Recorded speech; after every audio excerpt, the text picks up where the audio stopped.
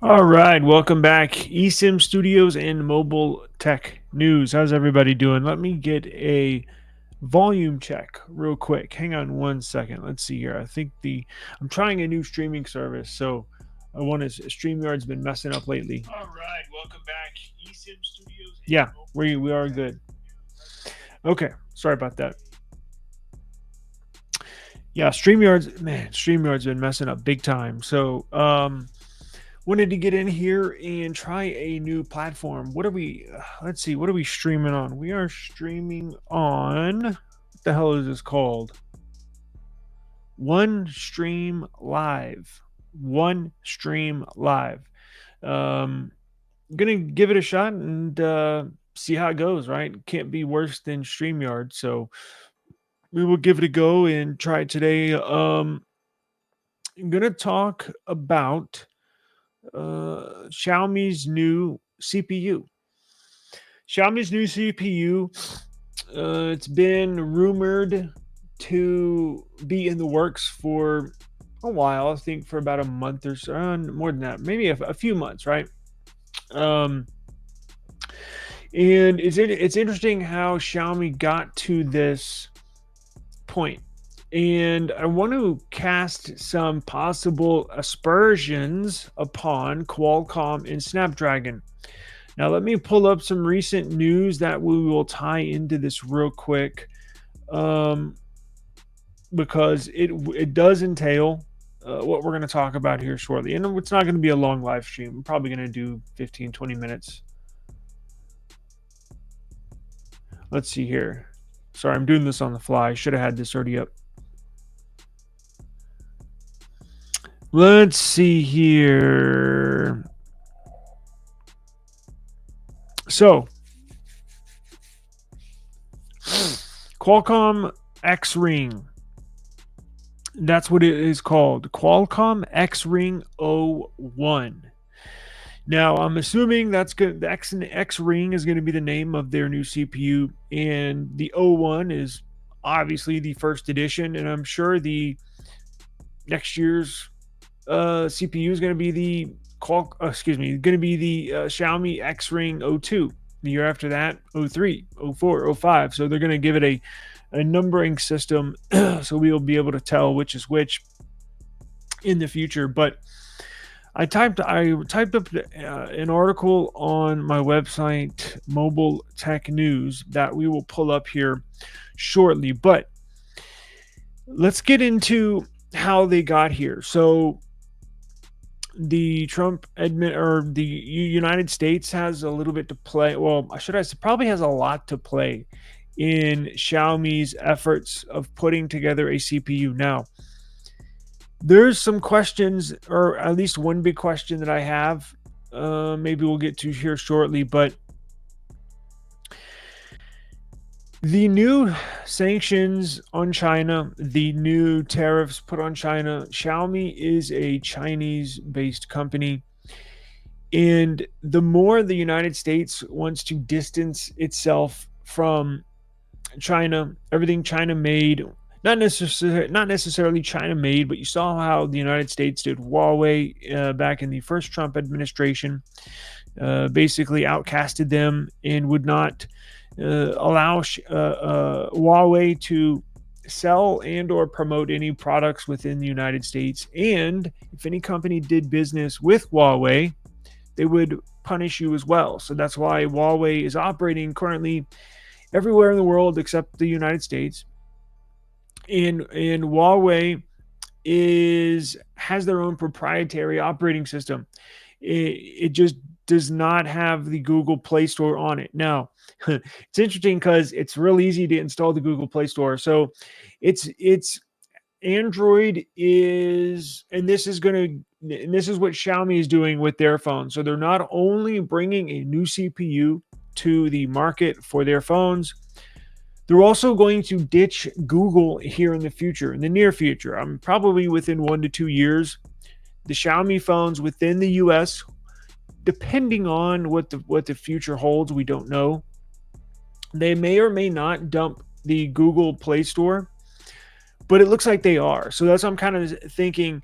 For all the phones sold in the US, they may add the Google Play Store, but everywhere else in the world, basically 99% of their phones uh, are going to have, that are sold globally, are not going to include the Google Play Store.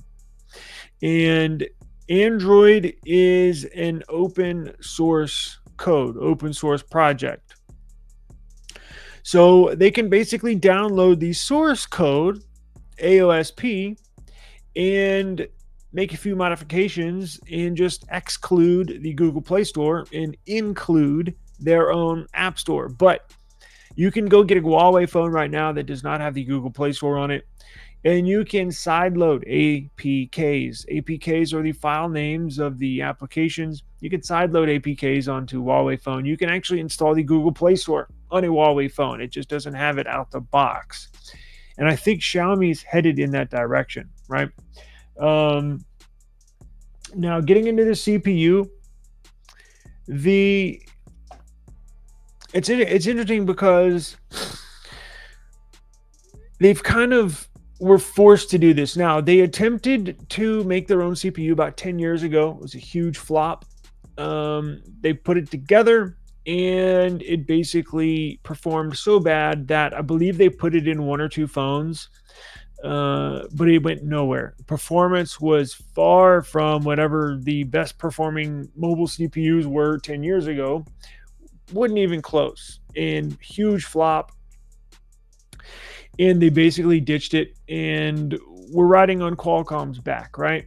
So all Xiaomi phones up until now have had a Qualcomm chip, and I think one or two maybe had a MediaTek, but majority have Qualcomm chips, which is a United States-based company based in San Diego. Now, the Trump administration and/or the United States are putting pressure on Qualcomm to cut ties with the Chinese manufacturers, which is not good for Qualcomm because that's business, right? That's the Xiaomi is paying Qualcomm to use their CPUs. They're buying those CPUs from them. But all these major phone manufacturers, make no mistake about it, all these major phone manufacturers want to own and operate, manufacture, produce their own CPUs. Just like Apple. Apple has the quintessential footprint for how to bring a mobile device to the market, where it's vertical integration, right? It's you produce. Now, obviously, they don't put the phone together. Foxconn does that. They partner with people that actually put the phone together. But all the R&D, a lot of the sourcing for the parts are majority Apple, right? Samsung still supplies the displays for Apple, right? But getting outside of that, I'm talking about the heart and soul of a device, your operating system, your CPU and GPU all integrated together, and your modem. So those are the three big things: the operating system, the CPU/GPU, and the modem. If you can manufacture and produce all three of those, meaning you own all of, like Apple does, right? Apple iOS, Apple CPU, the Bionic chip, and then now they have their new Apple C1 modem, which is still ironing out some not so smooth edges, but they'll get on track. These things take forever to bring to the market. I'm talking years. So when Xiaomi about 10 years ago tried to manufacture their own CPU, it bit the dust right out the gate. That was 10 years ago. They didn't just scrap that project and throw it in the trash. Well, yeah, they did. They did scrap it and throw it in the trash.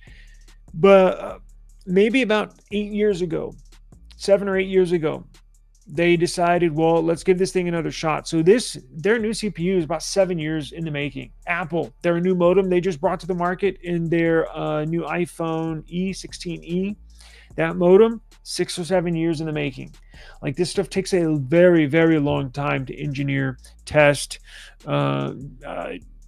very intricate details. And that's why you see the leading the leading manufacturers, the leading companies right off of the bat have the very best product, right?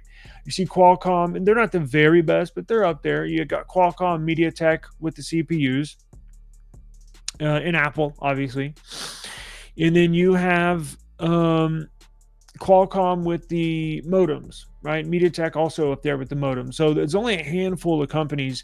And then TSMC, who manufactures, who puts together those semiconductors.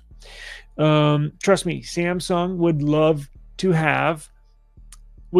put their Exynos CPUs in their own phones and be like Apple, right? It's not necessarily be like Apple, but it's just integrating everything. Because if you use your own CPU, if you use your own parts, you save your company money, because it saves you from going out and sourcing parts from a Qualcomm, right? They're going to charge you more, right? Because you're the customer. When you can produce everything in-house, you save money, you maximize your profit. So Xiaomi developed this XRING 01. We just got some new benchmark testing, some benchmark results, and wow. That's why I'm kind of making, trust me, this would not be a story if this was going to be another flop. You know, we may mention it here or there, or maybe not. But guys, they put together a fantastic chip, and I think this has Qualcomm not necessarily shaking in their boots, but I think it has Qualcomm reevaluating their future. We're going to get into the benchmarks here. So Xiaomi's X-Ring has finally got a launch date with a teaser poster indicating the in-house system on chip boasts an impressive, get this, 19 billion transistors and is manufactured using second generation 3 nanometer process from, you guessed it, TSMC, which we'll get into later. Now, this was initially revealed by Xiaomi CEO Li Jun, who did not specify the launch date at that time, but we do have a launch date right now. Now, this X-Ring 01 is expected to be mass produced using the second generation. We did that by TSMC, and will compete directly. We're about to show the benchmark results with the Apple A19 Bionic chip, the Qualcomm Snapdragon 8 Elite, in the Dimensity 9400. Now, here's what the poster looks like. This is the social media poster that they had put out. Now, they are going to officially unveil this on May the 22nd. So I think that's what, Thursday? What's today? Monday? Yeah, something like that. Thursday, I believe. Now, let's see. It's interesting. It's interesting because unlike the Snapdragon 8 Elite, the X-Ring 01 will not incorporate any in-house cores. So the Snapdragon 8 Elite takes the ARM design, CPU design. And these are all patents, right? Because ARM technically owns the patent rights to the CPU architecture that we use in our phones today. However, Snapdragon's really risen to the top because they've actually implemented their own Orion cores into the ARM's design. The custom cores allow for more integration of what you're trying to do. As far as Qualcomm, you can integrate more features and stuff like that into your phone. You can fine tune it more, right? Now, this new Xiaomi CPU will not integrate any in-house cores, but they will integrate their own cores, kind of like how Qualcomm does with their Orion cores, right? In the future, right? They will incorporate their own cores in the future, basically adding upon the cores that are already there with the ARM architecture. It achieves a very impressive Geekbench score. Now, this will be a 10-core cluster. So this will be, and what is it? Deca-core, I guess. Octa-core would be 8. So this will be a Deca-core.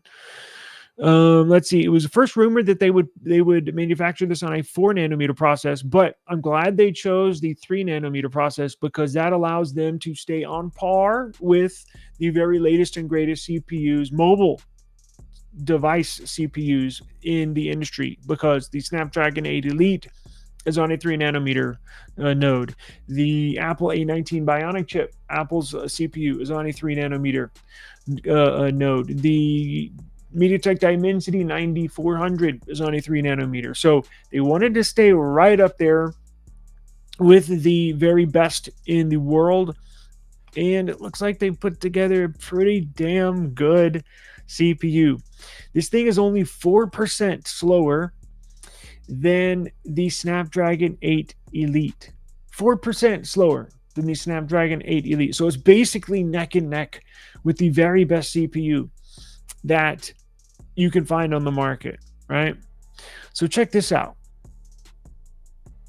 Now, it has,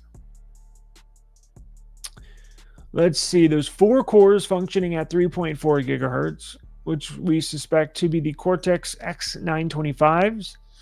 The remaining cores, which would be 6 of them, likely belong to the Cortex A725. That Cortex A725 is a widely used architecture. I think you can find those in the Snapdragon 8 Elite as well. Let's see.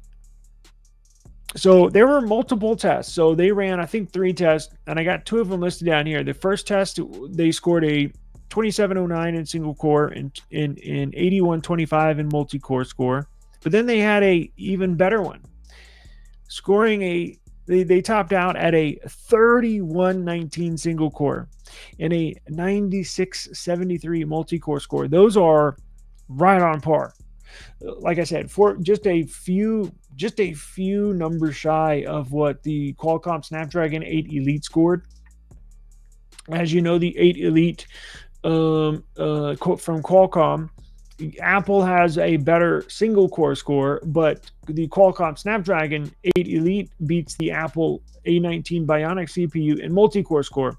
I think this falls just shy of both of those, so this would technically be the third best and or fastest CPU benchmark wise for mobile devices. Now, I don't know off the top of my head what the Dimensity 9400 or 9400 plus scored, but look, I mean, all 4 of these CPUs from MediaTek, from Qualcomm, from Apple, and now from Xiaomi, they are right there in performance. So this being Xiaomi's very first CPU is mind-blowing.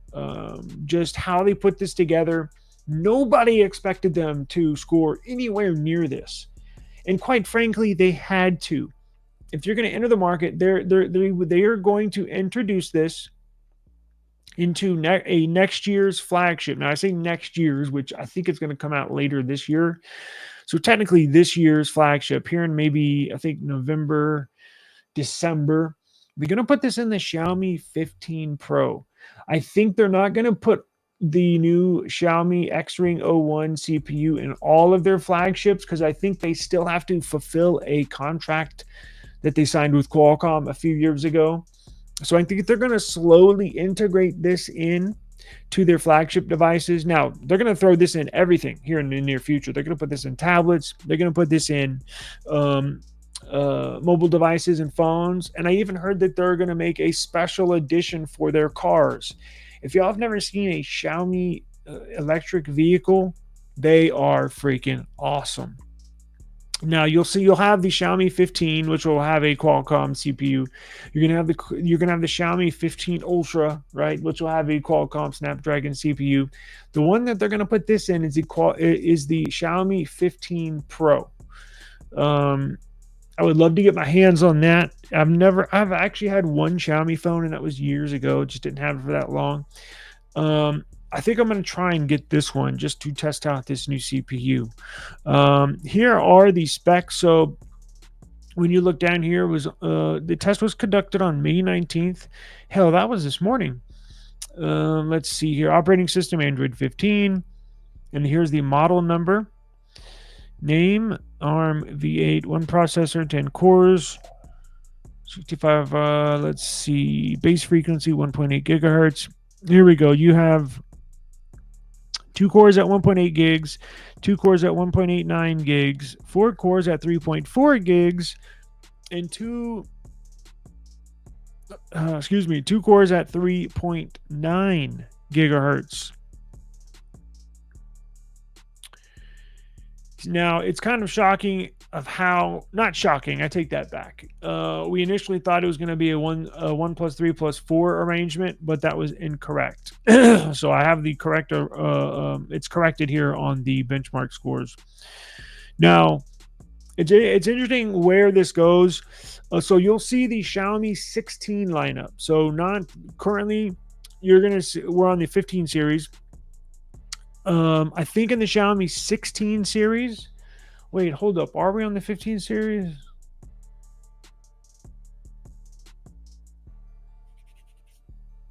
We're currently in the 15 series. So they're going to release one more Xiaomi 15 Pro with this special CPU. So the 15 series already has Qualcomm CPU in them.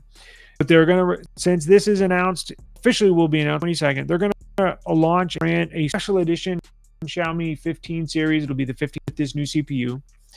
In the upcoming Xiaomi 16 series, you're going to see some with this new XRING CPU. You're going to see a few phones with the Qualcomm CPU. And then I think on the Xiaomi 17 series, they're going to go full bore, all out with their own CPU. And by that time, they should be on the XRING 02, so a second gen of the CPU. But they're eventually going to roll into no outside CPUs, everything in-house, right? Excuse me. Now, why that has Qualcomm concerned, right? I'm not going to say scared or shook, but concerned, is because think of the landscape. Think of the landscape, right? So, it looks like Xiaomi is also going to supply or have the option to supply other Chinese phone manufacturers, meaning Huawei. Huawei is going to purchase CPUs from Xiaomi and put them in their phones. Don't know about Oppo. Don't know about OnePlus, but let's get into it. So if Xiaomi supplies their own CPUs and Huawei CPUs, Apple uses their own CPUs, right? Samsung, Lord knows, God almighty, Lord knows, Samsung would love to have their Exynos CPUs powering each and every Samsung device on this planet. In a perfect world, each and every Samsung device would have an Exynos CPU. Let's not get it twisted. They would love to have that happen, and they are not giving up the fight. They've had a lot of bad luck lately. Their foundry department, where they actually manufacture their Exynos CPUs, been real hit or miss. They had a decent one. Was it the 2400, Exynos 2400? 2500, not so much. But they're going all in on the 2600. So next year's Exynos CPU. Now, here's what will really get Qualcomm's attention. If Samsung can get their shit together when it comes to manufacturing these CPUs, and let's say they actually got a hit with this 2600, next year's flagship Exynos CPU from Samsung. Let's say, hey, it's a good one, right? A rather decent one.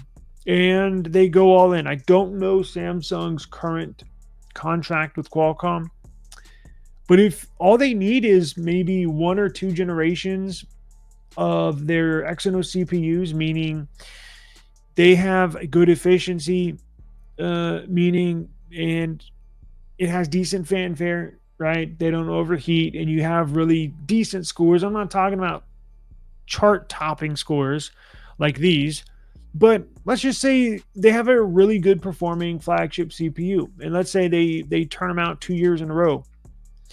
Well, I can guarantee you the Qualcomm contract with Samsung to supply CPUs probably going to be up right around that time, because how they do it is roughly in 3 to 4, no more than maybe 5 years, because 5 years in the tech world is a lifetime. So Samsung will sign contracts 3-4 years with Qualcomm to supply CPUs. Well, if Samsung has two good years of producing CPUs, they're not going to sign another Qualcomm contract, right? They're going to just go all in on their own CPUs, supplying your Samsung Galaxy S27, S28, everything moving forward.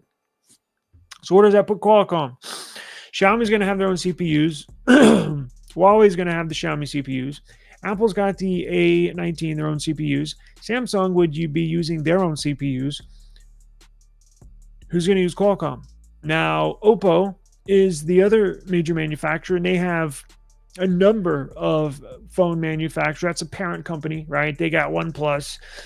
They have Oppo, their own phones. They have Realme. They have Poco, right? All those Chinese phones. What do they do? Is it possible Oppo, the parent company of OnePlus, is it they might go with Xiaomi if they have a couple good years of producing really good CPUs, real strong CPUs? Could Oppo sign contract with Xiaomi to get these XRINGs in the OnePlus devices? Could OnePlus go with MediaTek to supply CPUs? Now I see that because Qualcomm CPUs are going to be 30% more expensive next year. A report just came out yesterday. The new Snapdragon Elite 2 and Elite 3 here in the future are going to be 30% more expensive. So the costs continually go up. At what point, what if Xiaomi comes in and says, hey, Oppo, instead of using Qualcomm, and you're Chinese based as well, why don't you stay with a Chinese company? We'll supply you with our XRING CPUs, and you'll save, we're going to be 42% cheaper than Qualcomm. Oppo may not have a chance. Those are huge savings that they desperately do not want to pass on to the consumer, because as these prices rise for these phones, sales drop. I mean, it just is what it is.